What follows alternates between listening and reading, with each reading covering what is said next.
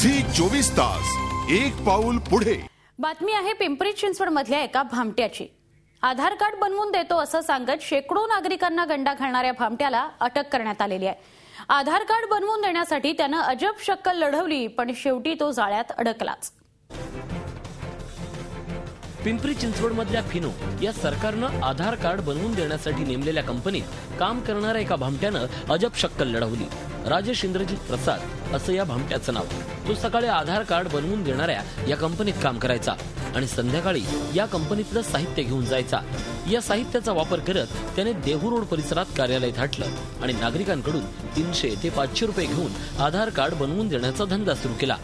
अनेक नागरिकांकडून त्याने असे पैसे उकळले। त्याच्या या उद्योगाची माहिती अखेर पोलिसांना मिळाली आणि या भामट्याला अटक करण्यात आली।